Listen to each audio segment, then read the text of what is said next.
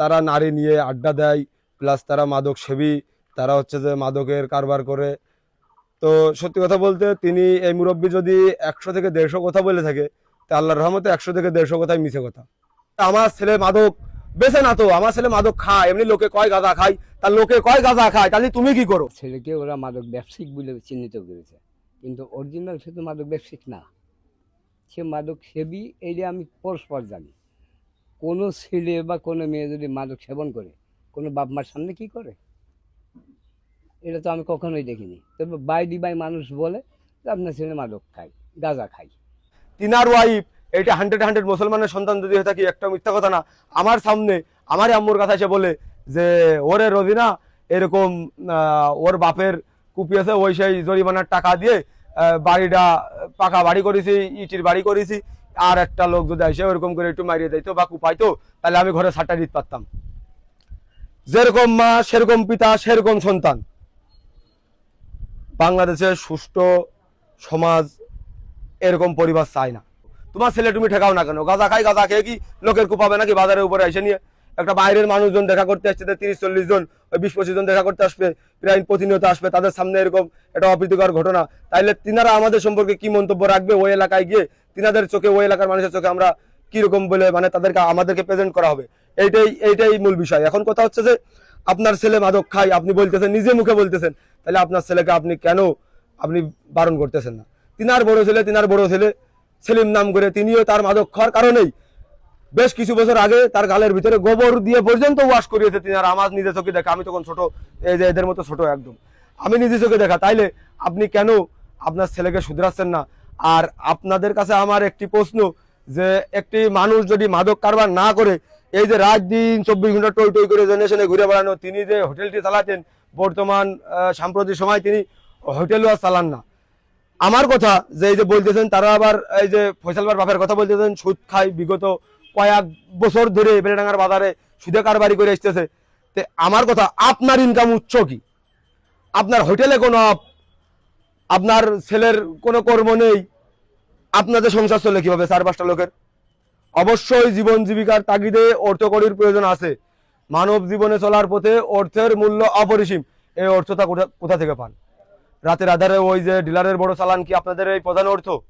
আমাদের এই যে নানা আব্দুল মজিদ, ইনি, তার ছেলে, আপনারা একটু যাচাই বাছাই করে দেখবেন, এর আগেও ওই আমার বাসার পাশে রফিকুল নামে তাদেরই এক চাচা কি বড় ভাই বসে রয়েছে আমার চোখে দেখা, আমি তাকিয়ে রয়েছি তার দিকে, হুট করে পেছনটা সেই বাইরে মাথায় বাড়ি মেরে মাথা ফাটিয়ে 2 ভাগ করে দিয়েছে। এই বিষয়ে অবগত আছেন 15 নং কালীচরণপুর ইউনিয়নের সাবেক চেয়ারম্যান জনাব আলমগীর হোসেন আলম কাকা। তিনি নিজেই এইটার সমাধান করেন বা সালিশটা করেন। এমনকি আমার আব্দুল মজিদ নানা বিগত দিনে তার এই খেজরতের কারণে কিন্তু আমাদের বাসার পাশে এক কাকার হাতে কিন্তু কফু খাইলো, আমার নিজে চোখে দেখা। জীবনটা এই আসি এই নেই, আর আপনার এমনিতেও এক পা গেছে কবরে, এক পা উপরে, সুতরাং গায়ে বল শক্তিও নেই। আপনি যেভাবে আপনার বাসার ভিতর থেকে একটা মানুষ যদি বাসায় যায়, 1000 শত্রু হলেও আমি জানি যে খাতির আপ্যায়ন করে, তা আপনার ছেলে কুপিয়েছে, আমাদের টিম মেম্বাররা বাসার উপরে গেছেন, আপনি বলতেছেন এবার আমি কুপাবানে পারলে দুরা ঠেকাইছেন। তাহলে আমরা কুপাবানে পারলে দুরা ঠেকাইছেন, এতে আমাদেরও তো ওই জায়গায় 20-30 জন ছিল। কই, আমি তো কোনো সময় ভিডিও ভিতরে দেখলাম না বা চড়াও হওয়া।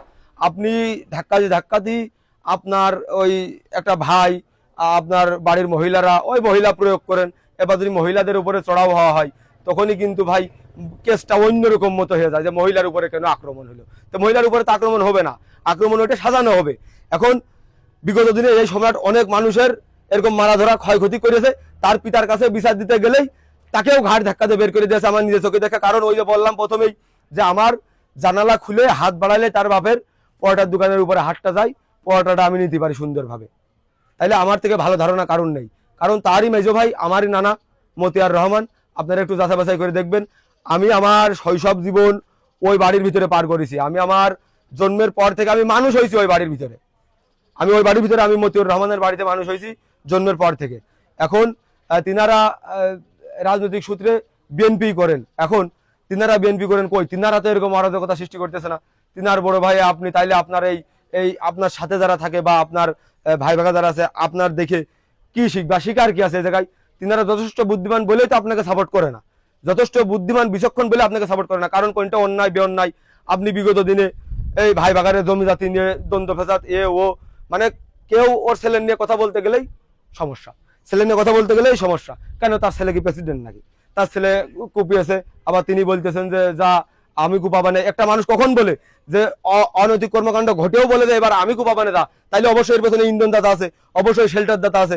একটা মানুষ যদি সাপোর্ট না পায়, আমি যদি সাপোর্ট না পাই, হ্যাঁ এই জায়গায় আমি দাঁড়িয়ে কথা বলতেছি, অবশ্যই আমার কোনো না কোনো সাপোর্ট আছে বিধায় আমি এইভাবে কথা বলতে পারতেছি, নাহলে বলতে পারতাম না।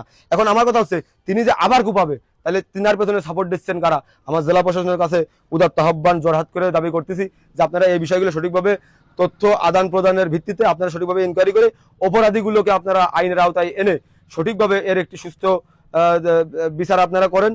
পরিশেষে একটি কথা বলবো যে যেই কারণে এই যে মাদক বিরোধিতার কারণে যে আমাদের ক্যামেরাম্যান ছোট ভাই শাকিল যে কোপ খেয়েছে বা আহত হয়েছে, এখন সিরিয়াস কাজে ওই জায়গায় লোক না থাকলে আমার মনে হয় যেরকম গতি ছিল আরো একটু বেশি বড় ধরনের ক্ষয়ক্ষতি হতে পারতো। এখন আমার কথা যে আমরা জেলা প্রশাসনের কাছে একটি আবেদন রাখবো, আমাদের এলাকাটি আমরা সুন্দরভাবে গড়ে তুলতে চাই, এমনকি আমরা সবসময় আমরা চাই যে আমাদের এলাকাটি মাদক মুক্ত থাকুক, আমাদের এলাকাটি সন্ত্রাস মুক্ত থাকুক, আমাদের এলাকাটি চাঁদাবাজ মুক্ত থাকুক, আমাদের এলাকাটি রাজনৈতিক প্রতিহিংসা যারা করে সেসব সকল মানুষদের থেকে আমাদের এলাকাটি সুস্থ থাকুক, আমরা এই দাবি রাখি। এমনকি এই সম্রাট যিনি গ্রেপ্তার হয়েছেন, অবশ্যই এর সুষ্ঠু একটি বিচার আমরা চাই। দেশবাসী এইটা দেখার অপেক্ষায়। সমস্ত 64 জেলা থেকে যেভাবে আপনারা দেখতেছেন, যেভাবে সবাই কমেন্ট করতেছেন এর সুষ্ঠু বিচার চাই, অবশ্যই আপনারা বলতে চাই আমাদের 64 জেলার মানুষ কিন্তু আমাদের কাছে আসে, আপনাদের কাছে দাবি থাকবে আপনারা 64 জেলার এই মানুষদেরকে আপনারা হতাশ করবেন না। সত্যের জয় অবশ্যই, ক্ষণিকের জন্য যদি মিথ্যা জিতেও যায় সত্যের জয় কিন্তু চিরকালই সত্যের জয় হবে ইনশাল্লাহ। তবে আমাদের আপনাদের কাছে একটি দাবি যে আপনারা আমাদেরকে নিরাশ করবেন না, আর আমাদের ক্যামেরাম্যানের উপরে যে হামলা হয়েছে এর সঠিক বিচার আমরা চাই। এমনকি দেখেন যে 64 জেলার মানুষ আমাদের এখানে আসে, আমাদেরকে ভালোবাসে, সেই 64 জেলার মানুষের পক্ষ থেকেই দু একজন হইলেও সেই দুইজনের পক্ষ থেকে আমি বলতে চাই যে আমাদেরকে তাদের কাছে দয়া করে আমাদের যে সকল সাংবাদিক ভাইরা আছেন মিথ্যাভাবে বা খারাপভাবে প্রেজেন্ট করবেন না। সে যে যাই বলে বলুক, আপনার সঠিকভাবে তদন্ত করে যদি সেটা সঠিক মনে হয় তবে আমাদেরকে ওইভাবে প্রেজেন্ট করবেন।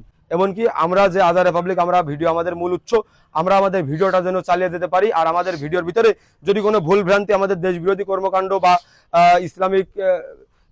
ইসলাম বিরোধী বা সমাজ বিরোধী কর্মকাণ্ড আমরা করে থাকি, তাহলে অবশ্যই আপনারা আমাদেরকে নোটিশ করবেন, অবশ্যই আপনারা আমাদেরকে বলবেন যে শোনা এটা দিয়ে এটা করলে বেশি ভালো হয়, বা এটা করা যাবে না, এটা তোমরা করলে অন্যায় হবে, এটা দেশ বিরোধী হবে, এটা ইসলাম বিরোধী হবে। অবশ্যই আমরা নিজেদেরকে শুধরে নিয়ে আমরা সুন্দরভাবে সেই মোতাবেক আমরা ভিডিওগুলো মেক করার চেষ্টা করব। এমনকি আমরা সবসময় ঝিনাইদহ জেলা প্রশাসনের প্রতি শ্রদ্ধাশীল এবং আস্থা রাখি যে আমরা এর সঠিক একটি বিহিত পাবো বা সঠিক একটি সমাধান পাবো। অবশ্যই এই সম্রাটকে গ্রেপ্তার করা হয়েছে ইতিমধ্যে আপনারা জানেন। এর সুষ্ঠু তদন্ত আমরা চাই বা সুষ্ঠু একটি সমাধান আমরা চাই, এইটাই আপনাদের কাছে আমাদের দাবি। ধন্যবাদ। দেশবাসীর কাছে আমার একটি চাওয়া, আপনারা সবসময় আমাদেরকে যেভাবে সাপোর্ট দিয়ে আসতেছেন, যেভাবে ভালোবাসা দিয়ে আসতেছেন, অবশ্যই আমাদের পাশে থাকবেন, আমাদের জন্য দোয়া রাখবেন।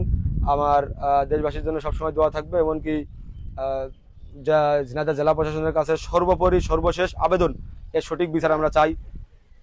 সবাই ভালো থাকবেন, সুস্থ থাকবেন, আমাদের প্রতি দোয়া রাখবেন। আল্লাহ হাফেজ।